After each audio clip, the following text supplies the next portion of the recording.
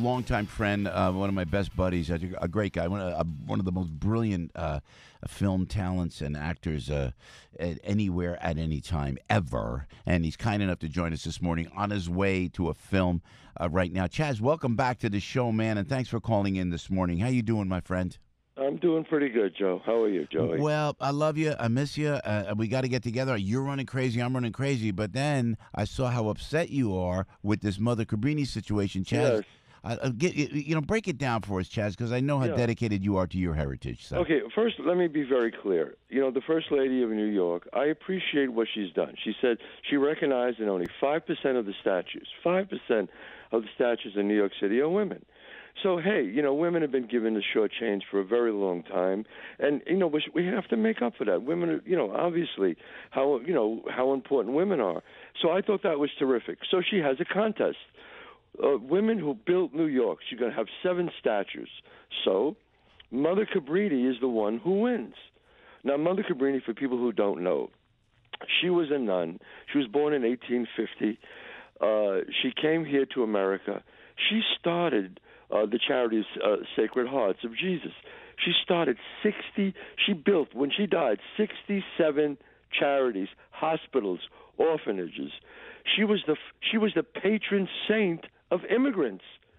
The patron saint of immigrants.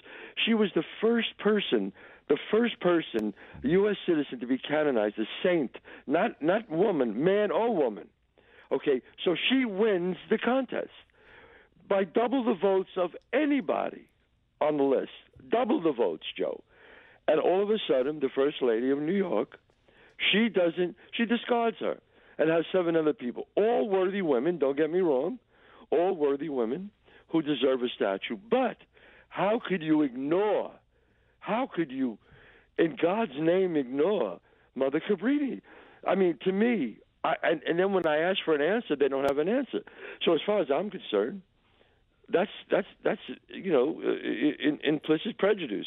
It's racism. Yep. I'm sorry. Yeah, you're right. Against Italian Americans and Catholics. Yep. There is no way. I hate to say that, but You're there is no other answer. That's right. If she gave me an answer, I would accept it. If she said, "Well, she's already got 5 statues," all right, I'll accept that. But you have a contest. The will of the people say she is number 1 by double the votes, and you discard her? No, Chazz, why do they do that to Italian Americans? But we were talking earlier. Maybe it's an assault. They're trying to take everything away from Western culture. No, you know why? I'll tell you why. Because Italians always keep their mouths shut. That's why. That's why. That's the reason why. Because we let it go. When people say the N-word, everybody gets crazy, and rightly so. That's right. When people say something bad about the Jewish people get upset, and rightly so. But when people say the word guinea or wop, nobody says nothing. Nobody says nothing. Why do you think you're right? Because we don't get upset. We don't start, any kind of legislation. We're not.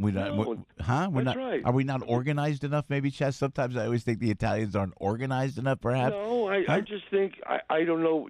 That's a very good question, Joe. I don't know what the answer is.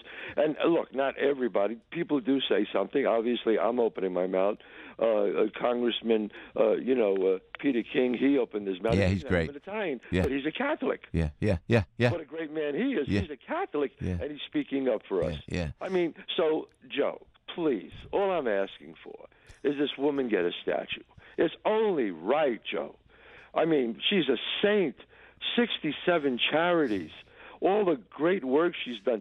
She built New York. Yeah. And you just want to discard her? I know.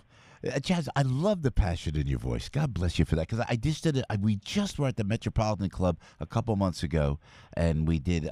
I was the master of ceremonies for the Cabrini mission. They help out. They do. When you say God's work, right. it's all in the name of Saint Mother Cabrini. So you're right. Have you talked to city before we let you go, Chazz? Have you talked to the mayor? Have you talked to City Hall at all, sir? We send letters there. She sends a letter. A kind of a form. 3 or 4 people sent letters.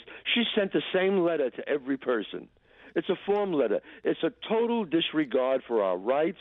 It's wrong, and I won't have it. I just want to say before I go, yes. I want to remind everyone, that October 24th at the Coaches Ballroom, I'm doing a big event for Blue Lives Matter. Beautiful. And they're going to be showing Bronx Tale, and then I'm coming out and doing an hour of Q&A, questions and stories about the movie.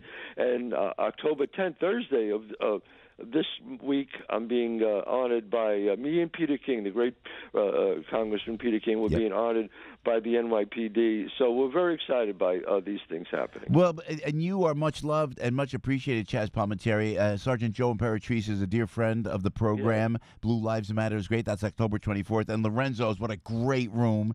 Bronx Tale. Oh, I know Frankie Morato's going to. 5 Boroughs will be there for sure. And congratulations on being acknowledged for all the great work that you're doing, my dear friend. God bless you. Love to the family, Chazz. Thanks for the fight, my brother. Keep fighting, Chazz. Keep fighting. Thank you, sir.